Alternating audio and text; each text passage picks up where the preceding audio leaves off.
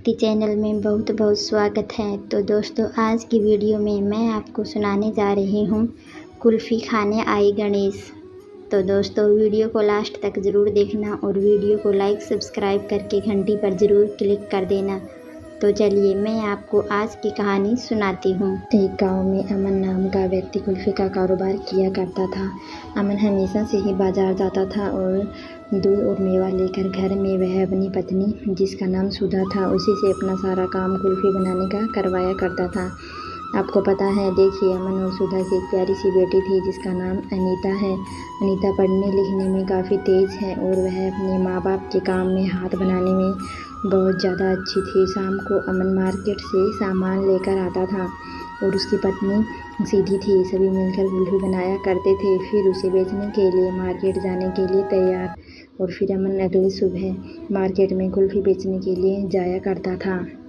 अमन की ज़िंदगी बहुत अच्छी तरह से चल रही थी, लेकिन उसकी ज़िंदगी में एक नया मोड़ आता है। एक दिन की बात है, अमन का दोस्त अमन के घर में आता है और सुधा से कहता है कि भाभी, अमन का एक्सीडेंट हो गया। उसकी तबीयत बहुत ज़्यादा ख़राब है, बहुत ज़्यादा चोट आई है, खून बहुत ज़्यादा निकल रहा है। मैंने उसे हॉस्पिटल में एडमिट करा दिया है। अच्छा होगा कि आप लोग जाकर उससे मिल लें। सुधा और उसकी बेटी सुनीता जब वह अपने पापा से मिलने जाती है तो देखती है कि उसके पापा की तबीयत बहुत ज़्यादा ख़राब है। सुधा और अपनी बेटी को देखकर अमन कहता है कि मेरी हालत बहुत ज़्यादा ख़राब है, मुझे नहीं लगता कि मैं ज़्यादा दिन ज़िंदा रह पाऊँगा। और मेरा मन कहता है कि मेरी बेटी सुनीता को अच्छी तरह से पढ़ाई करवाना और उसे एक अच्छा ऑफिसर बनाना। इतना कहते ही अमन इस दुनिया से विदा ले लेता है और वह हमेशा के लिए अपनी आंखें बंद कर लेता है। यह देखकर सुधा और उसकी बेटी की हालत ख़राब हो जाती है। वह बहुत ज़्यादा रोने लगती है, क्योंकि अमन और सुधा तथा उसकी बेटी बाहर शहर में रहते थे, लेकिन वह अपने काम के कारण गांव में ही आ गए थे। वही अपना कुल्फ़ी बेचने का कारोबार किया करते थे। ऐसे में अब सुनीता को यह डर सताने लगा कि हम उसका घर का रोजी रोज़गार तथा पालन पोषण कैसे होगा। सुधा सोचती रहती थी कि आगे की ज़िंदगी क्या होगी, उसकी बेटी की पढ़ाई कैसे होगी। सोचते सोचते एक दिन उसकी बेटी अनीता कहती है कि मम्मी, आपको तो कुल्फ़ी बनानी आती है, क्यों न हम लोग दोनों मिलकर कुल्फ़ी बनाएंगे और मुझे मार्केट में बेच दिया करेंगे। यह सुनकर उसकी माँ सुधा कहती है कि कुल्फ़ी बनाने के लिए तो काफ़ी सारा दूध और मावा चाहिए। इसका इंतज़ाम कैसे हो पाएगा, क्योंकि मेरे पास इतने पैसे नहीं कि मैं मार्केट जाकर दूध और मेवा खरीद सकूं। उसके साथ ही सुधा कहती है कि तुम्हारे पापा रहते थे तो इसी मार्केट में जाकर, गांव में जाकर घूम कर बेचने का काम करते थे। तभी उसकी एक नन्ही सी बेटी सुनीता कहती है कि मैं मार्केट जाकर दूध उधार ले आऊँगी तथा साथ में दूध और मेवा भी उधार ले आऊँगी। अगले दिन जब भी मैं आइसक्रीम बेचकर पैसा कमाऊँगी, उसी का उधार रकम चुका दूँगी। उस्मानपुरा में मान जाती है। अगले ही दिन छोटी बच्ची सुनीता कहती है दूध वाले के यहाँ उधार मांगने के लिए, लेकिन दूध वाले उसे उधार देने से मना कर देते हैं। वह मन उदास होकर वापस घर पर आ रही होती है। रास्ते में उसे एक लड़का मिलता है और कहता है कि बहन, कहाँ जा रही, काफ़ी उदास लग रही हो। उसी में सुनीता कहती है, हाँ, मैंने तो दूध वाले के यहाँ उधार मांगने गई थी ताकि कुल्फ़ी बनाकर उसे बेचकर अपना जीवन यापन कर सकूं, लेकिन दूध वाले ने मुझे उधार देने से मना कर दिया। साथ ही साथ सुनीता ने उस दूध वाले की पूरी कहानी बताई। उसके बाद वह लड़का कहता है कि अगर तुम्हें कोई दिक्कत नहीं है तो मेरे पास बहुत दूध है और मेवा भी है।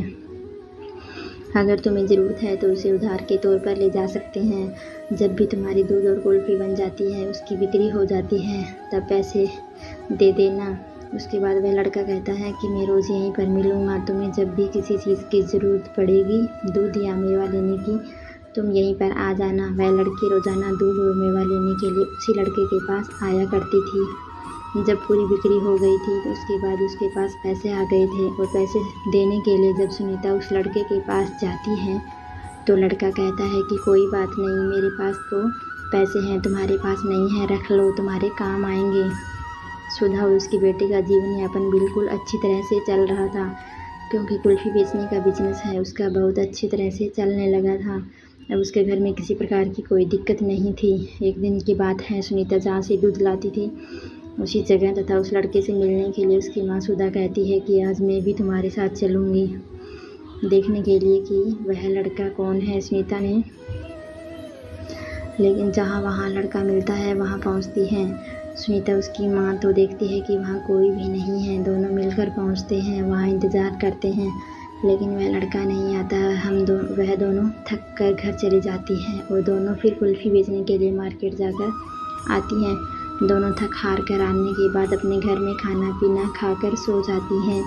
रात को सुनीता के सपने में वह लड़का आता है और कहता है कि तुम बहुत ज़्यादा परेशान लग रही हो। तभी सुनीता कहती है कि मैं आपसे मिलने के लिए तथा मेरी माँ आपसे मिलने के लिए गए हुए थे, लेकिन आप आए ही नहीं।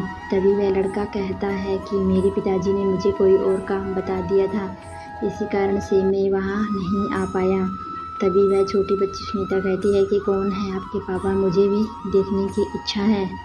उसके बाद सुनीता के सपने में उसी लड़के के पिताजी के रूप में भगवान शिव प्रकट हो जाते हैं और फिर वही लड़का भगवान गणेश बन जाते हैं और कहते हैं कि यह देखो, यह मेरे पिताजी हैं, इन्हीं ने आपकी मदद करने के लिए कहा था। सुनीता देखकर बहुत ज़्यादा खुश हो जाती है और अचानक उसकी नींद टूट जाती है। वह जल्दी जल्दी अपनी माँ को उठाती है और सारी बात बताती है। तभी उसकी माँ कहती है कि हाँ, मुझे भी यह सपना कई बार आया है। फिर उसके बाद से भगवान श्री गणेश की कृपा उस परिवार तथा सुधा और सुनीता पर हमेशा से ही बनी रही। उसकी कुल्फ़ी का बिजनेस बहुत ज़्यादा चल रहा था। दिनों दिन वह तरक्की कर रही थी। उसका बहुत सारा ब्रांच शहर तथा गांव में खुल चुके थे। उन्होंने अपनी पढ़ाई बंद नहीं की थी। सुनीता अपनी मेहनत के दम पर IAS एग्ज़ाम को क्लियर कर लिया और एक IAS ऑफिसर बन गई।